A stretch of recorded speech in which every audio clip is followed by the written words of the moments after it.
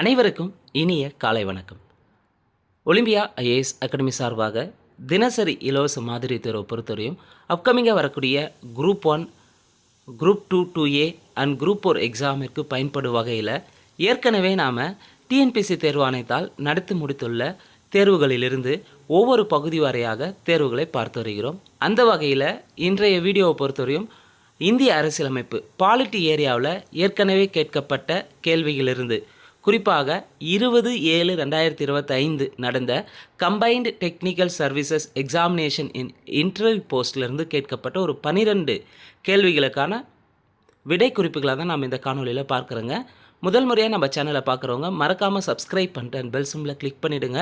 நீங்கள் bell symbol click பண்ணால் தான் நாங்கள் தொடர்ந்து அப்லோட் பண்ணுற வீடியோஸ் உங்களுக்கு நோட்டிஃபிகேஷனாக வரும்.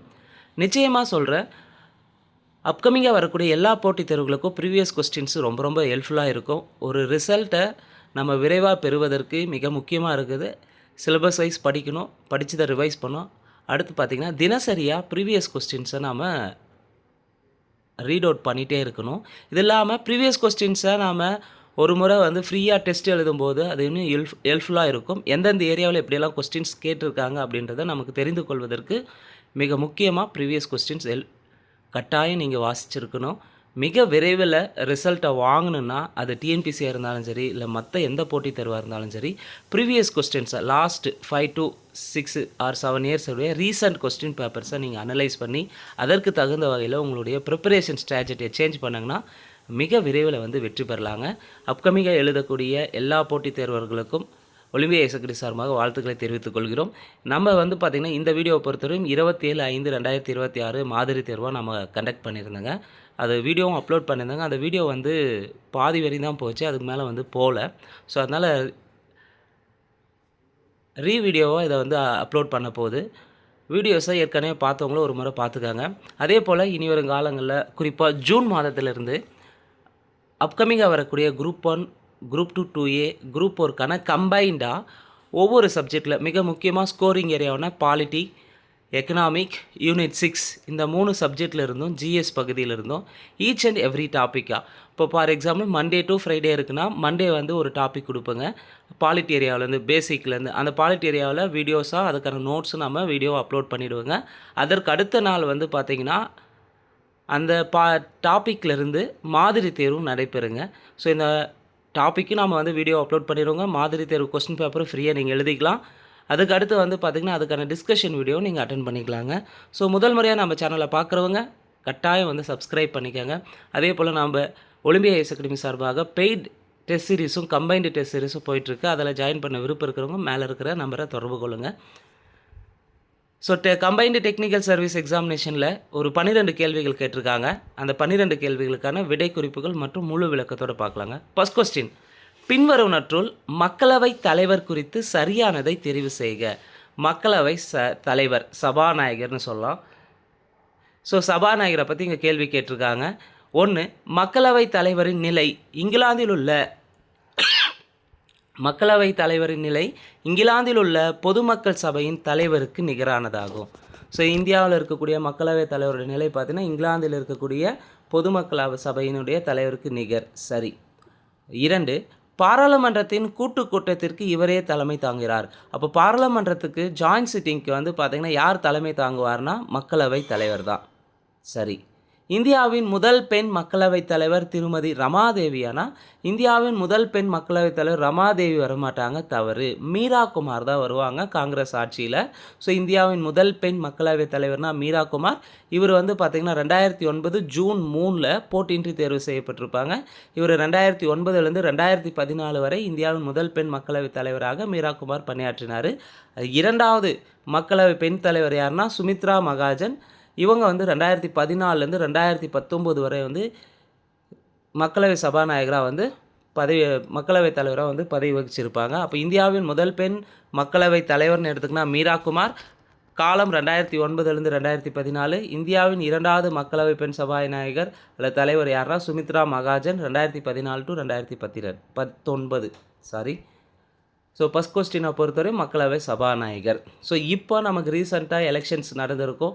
ஸோ இந்த எலெக்ஷன்ஸ் ரிலேட்டடாகவும் கட்டாயம் கேட்பாங்க, பார்த்துக்கோங்க. கேள்வி 2, காங்கிரஸ் கட்சியின் மாநிலங்களவை உறுப்பினர் இம்ரான் பிரதாப்காரி வழக்கில் உச்சநீதிமன்றம் அண்மையில் வழங்கிய தீர்ப்பு எது தொடர்பானது? இம்ரான் பிரதாப்காரி வழக்கை பொறுத்தவரையும் இவர் ஒரு பேச்சுரிமை தொடர்பான வழக்கு தான். இந்த வழக்கை பொறுத்தவரை என்னென்னா, இம்ரான் பிரதாப்காரி வழக்கு 2025 தான் உச்சநீதிமன்றம் ஒரு தீர்ப்பை தந்திருப்பாங்க. குறிப்பாக சமூக வலைத்தளங்களில் பகிர்ந்த கவிதை மற்றும் வீடியோ மத உணர்வுகளை தூண்டுவதாக கூறி குஜராத் காவல்துறையினால் தொடரப்பட்ட வழக்கு தான் இந்த இம்ரான் பிரதாப்காரி வழக்கு. இதில் கருத்து வேறுபாடு மற்றும் விமர்சனம் செய்வது குற்றமல்ல என்று தீர்ப்பு வழங்கியிருக்கும் உச்சநீதிமன்றம்.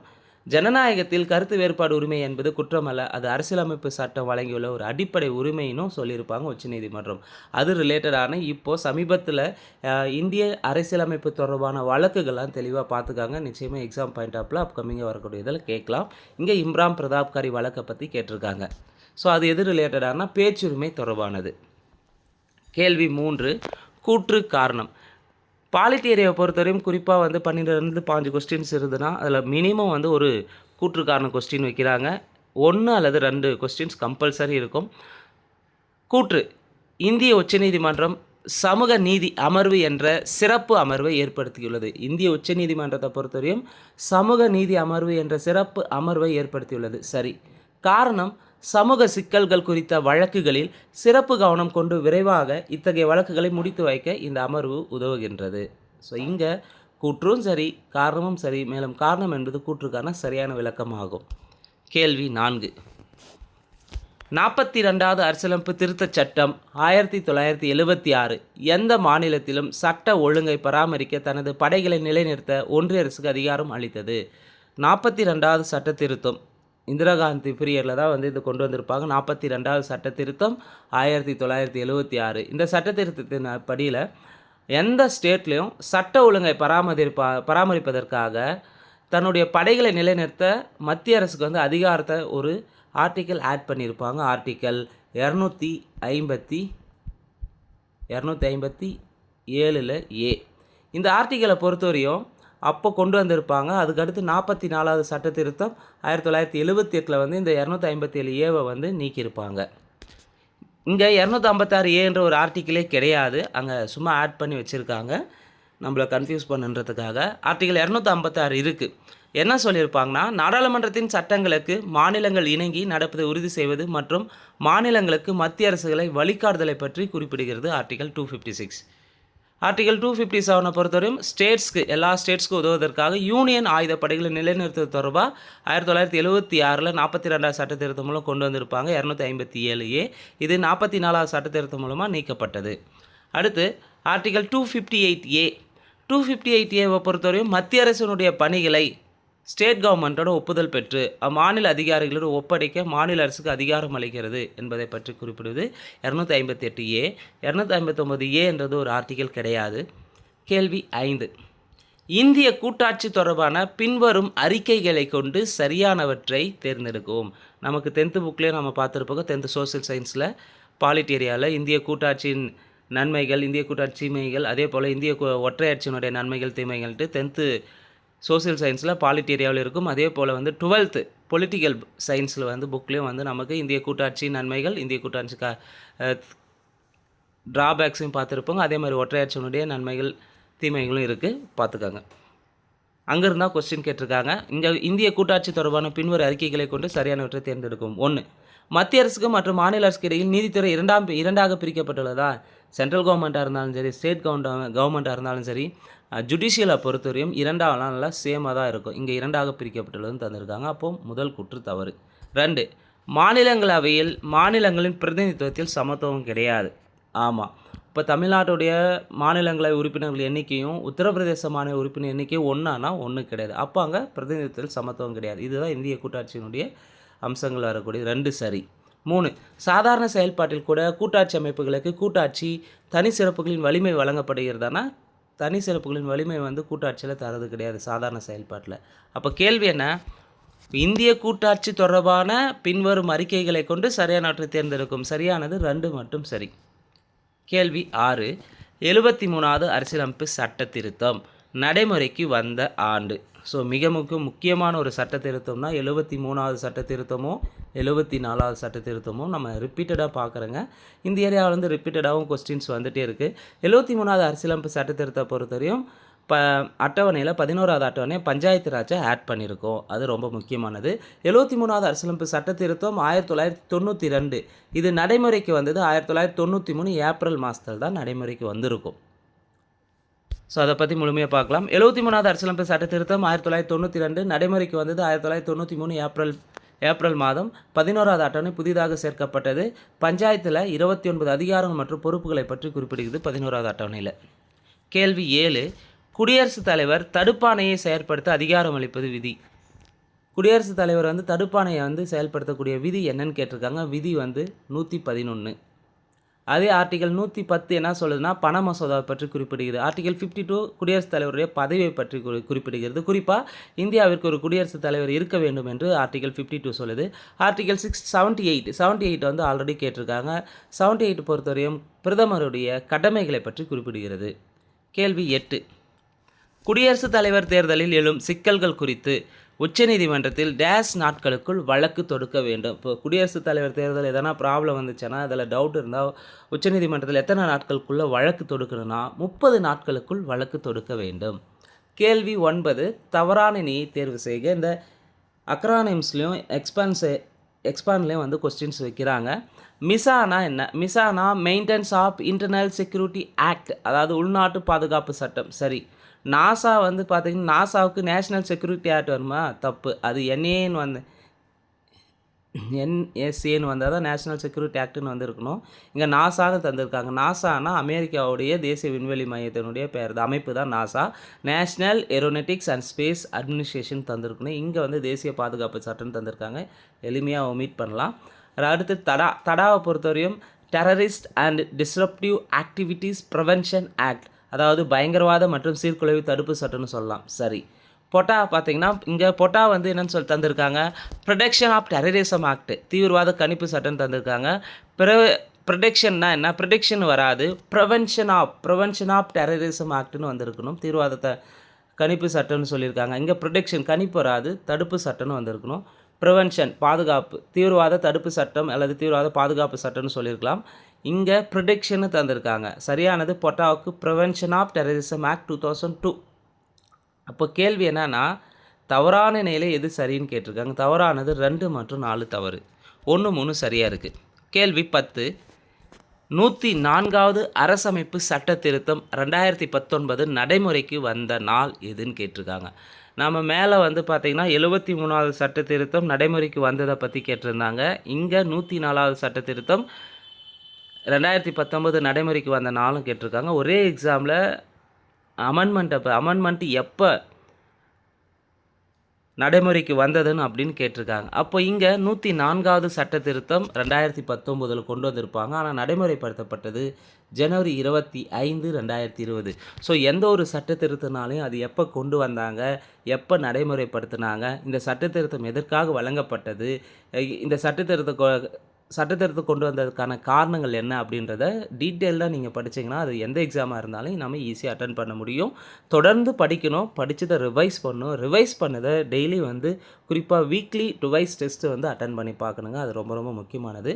இங்கே 104வது அரசியலமைப்பு சட்ட திருத்தம் 104வது அமெண்ட்மெண்ட்டு 2019 பொறுத்தவரையும் இது என்ன சொல்லுதுன்னா, மக்களவை மற்றும் மாநில சட்டமன்றங்களில் மக்களவை மற்றும் மாநில சட்டமன்றங்களில் SC ST பிரிவினருக்கான அரசியல் இடஒதுக்கீட்டை 2030 ஜனவரி வரை மேலும் 10 ஆண்டுகளுக்கு நீடிச்சிருக்காங்க.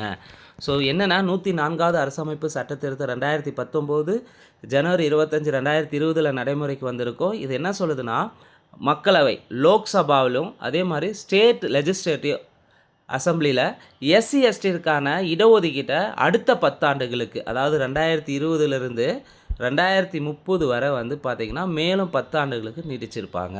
இது ஒரு பாயிண்ட்டு. அதுக்கடுத்து ஆங்கிலோ இந்திய சமூகத்திற்கான நியமன இடங்களை ரத்து செஞ்சுருக்கோம். ஸோ ஆங்கிலோ இந்திய சமூகத்திற்கான நியமனங்களை ரத்து செய்த சட்ட திருத்தம் எதுன்னு கேட்டால் 104வது அரசியலமைப்பு சட்ட திருத்தம் 2019. இந்த சட்ட திருத்தம் நடைமுறைக்கு வந்தது ஜனவரி 25, 2020. கேள்வி 11.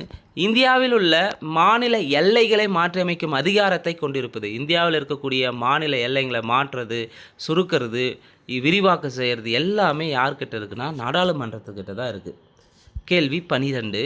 கீழ்கண்டவற்றுள் இந்திய அரசமைப்பின் ஒரு பகுதியாக முகவுரை என்பதுடன் தொடர்பற்ற வழக்கு எதுன்னு கேட்டிருக்காங்க. முகவுரை இந்திய அரசமைப்பின் ஒரு பகுதியாக முகவுரை தொடர்பான தொடர்பற்ற வழக்குகள் எது சரியானதுன்னு கேட்டிருக்காங்க. கேகர் சிங் வழக்கு 1988. கேகர் சிங் வழக்கு 1988 தான் வந்து முகவுரை தொடர்பான வழக்கு கிடையாது. மற்ற 3 வழக்குகளும் முகவுரையோடு தொடர்புடைய வழக்குகள். பெருபாரி வழக்கு 1960, கேசவநந்தா பாரதி வழக்கு 1973, எல்ஐசி வழக்குன்னு சொல்லுவாங்க, இந்திய ஆயுள் காப்பீட்டு கழக வழக்கு 1995.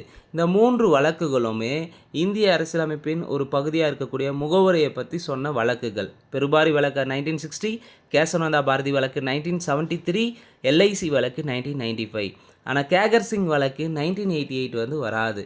இந்த கேகர் சிங் வழக்கை பொறுத்தவரையும் நமக்கு நல்லாவே தெரியணும். ஸோ கேகர் சிங் என்பவர் வந்து பார்த்திங்கன்னா இந்திரா காந்தி அவருடைய மெய்காப்பாளர்கள் சுட்டுக் கொல்லப்பட்ட போது அங்கே இருந்த ஒரு நபர் தான் இந்த கேகர் சிங். அங்கே சும்மா சுற்றிட்டு இருந்த நபர் மீது ஒரு வழக்கு தொடர்ந்துருப்பாங்க. அதை வந்து இந்த கேகர் சிங் என்பது ரிலீஸ் பண்ண கேட்டது தொடர்பாக தொடுக்கப்பட்ட வழக்கு தான். ஆனால் உச்சநீதிமன்றம் என்ன சொல்லிடுவாங்கன்னா, ஸோ சுற்றுச்சூழல் அவங்க நடந்த ஆக்டிவிட்டீஸை பொறுத்து கூட ஒருத்தர் மேலே வந்து வழக்கு தொடரலாம் அப்படின்னு சொல்லிட்டு வழக்கு தொடர்ந்து அவருக்கு தண்டனையும் தந்திருப்பாங்க. அது ரிலேட்டடான வழக்கு தான் கேகர் சிங் வழக்கு 1988. ஸோ பெருபாரி வழக்கை பொறுத்தவரையும் இந்திய அரசியலமைப்பு முகவரை ஒரு பகுதி அல்ல அப்படின்னு சொல்லியிருக்கோம். கேசவநந்தா பாரதி வழக்கு 1973 பொறுத்தவரையும் முகவரை வந்து அரசியலமைப்பின் ஒரு ஒருங்கிணைந்த பகுதி. முகவரை அரசியலமைப்பின் ஒரு ஒருங்கிணைந்த பகுதி தான் என்று முதல்ல தீர்ப்பு தந்த வழக்கு கேசவநந்தா பாரதி வழக்கு 1973. இந்திய ஆயுள் காப்பீட்டு கழக வழக்கு எல்ஐசி வழக்கு 1995 என்ன சொல்லுதுன்னா, முகவரை அரசியலமைப்பின் பிரிக்க முடியாத மற்றும் ஒருங்கிணைந்த பகுதி என்று 2வது முறையாக தீர்ப்பு தந்தது. கேகர் சிங் வழக்கை பொறுத்தவரையும் 72வது பிரிவின் கீழ் இந்திய ஜனாதிபதியிடம் கருணை மனுவை சமர்ப்பித்து கேகர் சிங்கின் குற்றமற்றவர் என்பதை உறுதிப்படுத்த ஒரு தனிப்பட்ட விசாரணையை கோரியிருப்பார். இது வந்து பார்த்தீங்கன்னா குறிப்பாக இந்திரா காந்தி அவரது மெய்காப்பாளர்கள் சுட்டு கொண்டிருப்பாங்க. யாருன்னா பின் சிங்கு, சத்வந்த் சிங் ஆகியோர் படுகொலை செய்த வழக்கில் கேகர் சிங்கும் குற்றச்சதி செய்ததாக குற்றவாளியாக அறிவிச்சிருப்பாங்க. அதுதான் கேகர் சிங் வழக்கு 1988. அதுக்கு உச்சநீதிமன்றம் என்ன தீர்ப்பு தந்திருப்பாங்கன்னா, குற்றச்சதியை சூழ்நிலை சான்றுகள் மூலம் நிரூபிக்க முடியும் என்றும் நேரடி சான்றுகள் அவசியமில்லை என்று தீர்ப்பு தந்திருப்பாங்க. அதான் கேகர் சிங் வழக்கு 1988. இந்த வீடியோவை பொறுத்தவரையும் டெக்னிக்கல் கம்பைன்டு சீரிஸ் எக்ஸாமில் இன்டர்வியூ போஸ்ட்டில் கேட்கப்பட்ட பாலிட் ஏரியாவிலேருந்து கேட்கப்பட்ட ஒரு 12 கேள்விக்கான விடை குறிப்புகளை முழு விளக்கத்தோடு நம்ம பார்த்துருக்குறோங்க. நிச்சயமாக இந்த வீடியோ வந்து உங்களுக்கு பயனுள்ளதாக இருந்திருந்தால் உங்களுடைய பதிவுகளை மறக்காமல் கமெண்ட் செக்ஷனில் கமெண்ட் பண்ணுங்கள். அதே போல் டிஎன்பிசி எக்ஸாம்ஸ்க்கு ப்ரிப்பேர் பண்ணுற உங்கள் ஃப்ரெண்ட்ஸ்க்கு ஷேர் பண்ணுங்கள். நன்றி, வணக்கம்.